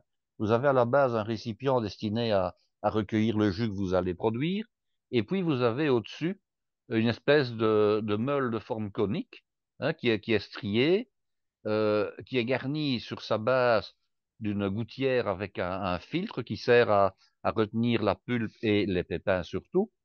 Et alors, vous allez couper l'agrume en deux et puis le tourner, hein, de gauche à droite, alternativement dans les deux sens, à la main, au-dessus donc de la partie conique et de la partie crantée, de manière à, je dirais, à moudre la pulpe du fruit. Bon, il existe, comme je vous disais, des agrumes de tailles différentes, ce qui vous oblige quasiment à avoir euh, un presse-agrumes pour les petits citrons verts, un autre pour les citrons, un autre pour les oranges et encore un autre pour les pamplemousses. Alors, il y a une solution. Il y a une solution. J'ai acheté ce modèle-là. C'est un modèle en inox qui était vendu pas très cher du tout chez, chez Action, pas chez Action, chez Aldi. Et là, vous aviez en fait la partie pressante qui était amovible. Donc, vous aviez le récipient et la base, le filtre qui était toujours le même, et puis la partie centrale, vous pouviez la changer. Mhm. Donc vous aviez une petite, une moyenne et une grande. Donc ce qui veut dire qu'avec le même, et c'était en inox, entièrement en inox, ce qui veut dire que pour le même appareil, vous pouviez presser à la fois des citrons verts, des citrons jaunes et des oranges. Donc c'était quand même intéressant. Alors si vous trouvez ce modèle-là, je vous dirais achetez celui-là de préférence. Alors, D'accord. il existe des modèles en plastique, des modèles en inox et des modèles en verre d'habitude pour Hmm. Oui, les presses citron et les presses orange. Alors, le modèle en verre est un modèle qui est très pratique dans la mesure où il sert surtout à presser des citrons. C'est un modèle qui existe surtout pour les citrons. C'est inusable, par contre, c'est cassable. Ça, c'est hmm. le gros problème, c'est que si ça tombe par terre, vous n'en avez plus. Celui que ma grand-mère avait, il a duré pendant 50 ans sans aucun problème. Il n'est jamais tombé par terre. Si vous avez peur, si vous avez deux mains gauches ou si vous avez des enfants, prenez plutôt un modèle en plastique. Hmm. Par contre, Hmm. le modèle en plastique, lui, s'il tombe, il ne casse pas. Par contre, il va vieillir beaucoup plus facilement. Hmm. C'est-à-dire qu'après quelques années, le plastique va sécher, le plastique va durcir, le plastique va se fendiller, et le plastique risque aussi de garder des traces de souillure que vous avez du mal à nettoyer à la Hmm. longue, Hmm. parce que l'acide des fruits va attaquer le plastique, va le rendre à certains endroits un peu plus poreux, donc les taches vont subsister. Hein. Prenez aussi un modèle où le bec verseur est suffisamment pointu que pour pouvoir verser facilement. Vous Oui, avez des presses-agrumes qui sont munis d'un semblant de bec, et après vous avez du mal à verser correctement le jus récupéré. Donc, il y a pas mal de choses à regarder. Il y a également des presses citron ou des presses agrumes sous forme d'un manche dont le bout est muni je dirais de la partie crantée, ça existe également. Donc là, à ce moment-là, vous coupez le citron en deux et puis vous introduisez ce manche pointu. Donc, ça existe en bois et ça existe en plastique. Il y a deux modèles. oui, oui, Vous oui. l'introduisez donc dans la grume et puis vous Et tournez on et vous tourne. avez le jus qui coule. Le Absolument. seul problème, c'est que là, tout y passe, c'est-à-dire que vous allez faire ça au-dessus d'une casserole. Vous avez aussi bien le jus de citron qui va couler que Oui, de la pulpe que les pépins. Et ça, c'est ennuyeux oui, parce que absolument. vous pouvez après aller à la pêche aux pépins dans votre blanquette. Hein, donc, ce n'est pas agréable. Alors, je Absolument. vous dirais, oui, l'objet est beau, ça peut être utile parce que j'ai aussi ce genre d'objet, mais à ne pas utiliser dans n'importe quelle Hmm. circonstance. Hmm. Alors, Hmm. pour remplacer ceci, vous prenez tout simplement une fourchette, vous piquez, vous tournez la fourchette dans le demi-citron, vous avez exactement le même résultat. Bêtement, oui, oui, Donc, je absolument. dirais, Oui. un presse-citron traditionnel avec un réservoir quand on doit faire beaucoup de jus, d'accord. Ce modèle-ci, c'est plus pour le fun, parce qu'en Hmm. réalité, il n'a que des défauts pour moi, dans la mesure où vous avez les pépins qui tombent et que la fourchette fera aussi bien le travail. Alors, il y a encore un autre presse-citron qu'on vient de voir sur le marché, alors qui existe en trois modèles de taille, petit, moyen ou grand. Alors, vous avez souvent dans les grandes surfaces un petit film qui défile sur un écran et qui vous montre hein, qu'il suffit. Ça se présente sous forme d'une pince en réalité. Alors, vous avez une pince qui s'ouvre avec Oui. qui a une charnière, et alors vous avez un creux dans lequel vous mettez votre demi-agrume, et puis vous refermez la fameuse pince en Hmm. question, Hmm. et Hmm. vous avez le jus qui sort. Alors, Hmm. j'en ai acheté un pour tester. Autant vous dire que je vous déconseille formellement ce genre d'achat. D'abord, ce n'était pas donné, ça c'est la première chose. Deuxièmement, il faut exercer une telle force sur la Hmm. pince Hmm. que vous ne sauriez pas presser une caisse de citron les uns après Oui, les autres. Hein. j'ai ça Vous aussi. auriez le poignet moulu. Oui, Honnêtement, alors le rendement n'est pas bon, oui, faut le dire aussi. c'est Le vrai. rendement est très très très médiocre Hmm. et l'effort qui est demandé est extraordinaire pour le résultat obtenu. Alors, Oui. c'est cher, ça fonctionne pas et c'est fatigant. Je vous dis, n'achetez pas. Hein. Je l'ai mise au rebut, moi. Hmm. Oui, oui, non, ça ne sert à rien. Tout à Moi, je fait. le garde pour pouvoir en parler, mais Hmm. Hmm. c'est un investissement à ne pas faire, ça n'a aucun Tout sens. à fait. Puis c'est pas Alors, il donné y en a plus. également, oui, c'est pas donné en plus, c'est ça Hmm. Hmm. exactement. Je me demande même comment on a pu commercialiser ce truc-là, Absolument. euh, dans Oui, la mesure où c'est si peu pratique. tout à fait. Alors, il y a également ce qu'on appelle des petits presse-citrons pour quartier que l'on met généralement à table lorsqu'on sert Hmm. un plat qui doit être accompagné de citron, que ce soit un poisson, que ce soit des huîtres ou quelque chose comme ça. Donc, ça se présente sous forme d'une espèce de petite presse hein, dans laquelle on met donc de forme en forme de demi-lune, hein, dans laquelle on met le quartier de citron, et puis alors on referme la petite pince en question. Alors, il y a un genre je dirais, de petit bec également, hein, qui est censé vous verser le jus de citron au bon endroit. Bon, je vous dirais, ça tient plus pour moi du gadget réellement. Euh, Hmm. Si vous avez besoin de mettre du citron sur les huîtres, je crois que le quartier de citron, hein, contient dans une main la fourchette qui pique au milieu Voilà, et entre deux contient doigts. de l'autre. Entre le Ah, pouce et et voilà, et on l'index, ça pince va entre bien. deux doigts.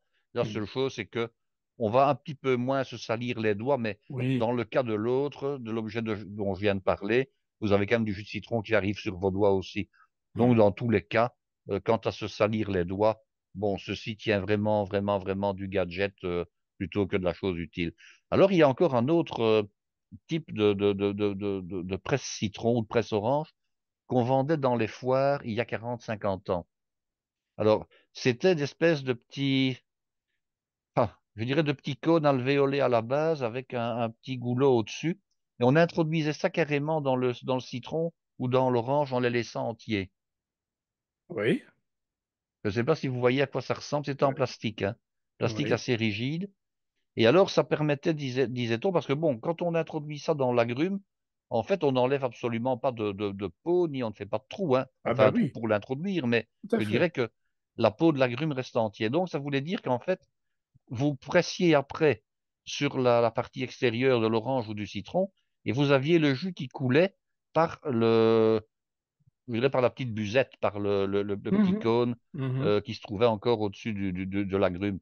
Bon, ça permettait, disait-on, de ne prendre que quelques gouttes qu'un trait de jus de citron et d'avoir le citron qui était toujours au frais Ah oui, oui, pour oui. un usage ultérieur. Bon, D'accord, d'accord, d'accord. j'ai eu ce genre d'objet.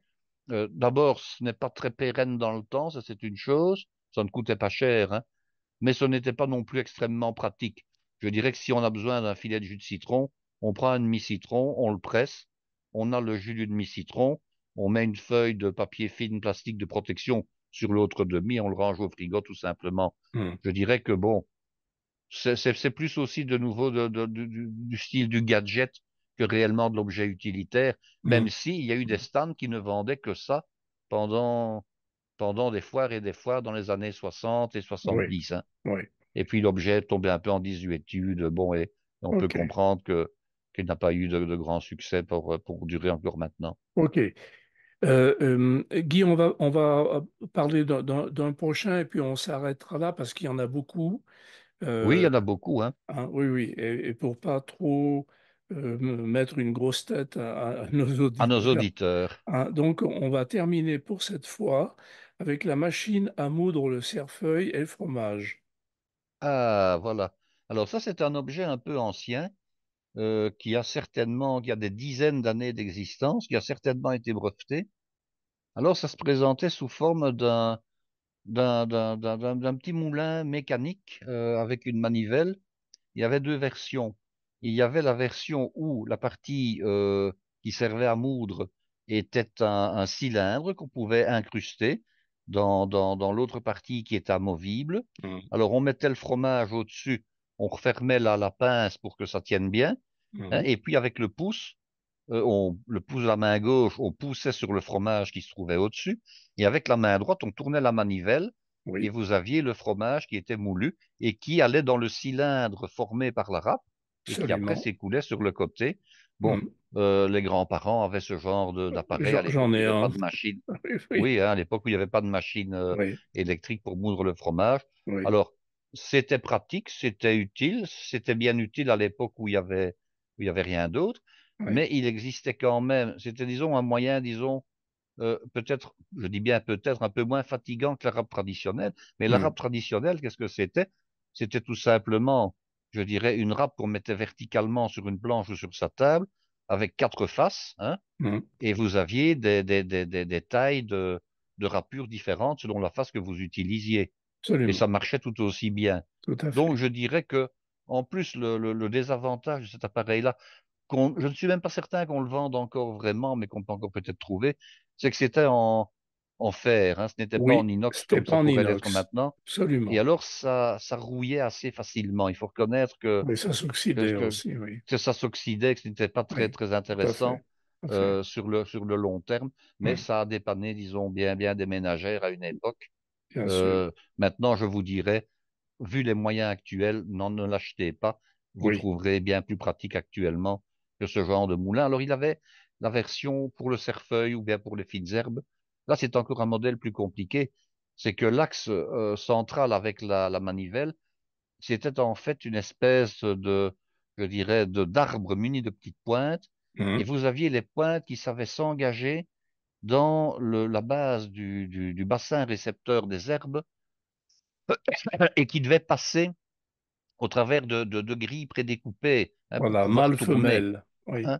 Oui, c'est ça, mâle et femelle. Alors, Mhm. ma grand-mère avait ce genre d'ustensile Mhm. également. Mhm. Bon, Mhm. ça permettait de hacher grossièrement Très les herbes, grossièrement. hein, le cerfeuil, voilà. Mhm. Et alors, le gros désavantage, c'est que, un, c'était très difficile à nettoyer, Mhm. donc ça rouillait, ça s'oxydait. Et ensuite, quand vous aviez, par la force de l'utilisation, hein, dans le bac à vaisselle, par exemple, vous alliez mettre votre partie centrale dans le bac à vaisselle, l'eau était un peu sale, vous alliez poser une grosse casserole dessus, vous alliez plier les pointes des dents, ben, elles n'entraient plus dans les encoches prévues, donc c'était devenu inutilisable, hein, ou alors les pointes des dents cassées, enfin bon. Donc c'est vraiment le genre d'appareil que je cite pour l'exemple, mais que je vous dirais, bon, n'investissez pas là-dedans, Surtout euh, pas. c'est, c'est, c'est vraiment une perte d'argent et c'était peu Absolument. pratique sur le long terme, Tout à que fait. ce soit Tout pour à fait. hacher des herbes. Un bon couteau et une planche vous permettront Parfait. d'hacher des herbes, je dirais, très très facilement, Mhm. avec beaucoup plus d'efficacité et beaucoup moins d'inconvénients. Voilà. Très bien. Merci Guy pour avoir expliqué tous ces objets.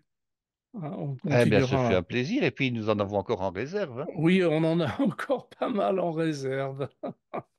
Chers amis, tout va y passer, vous savez, même des objets dont vous ne soupçonnez pas l'existence. Voilà. Voilà. Et voilà, si on parlera du fusil notamment, hein, peut-être. Ah, on parlera du fusil. Voilà, absolument. Merci Guy.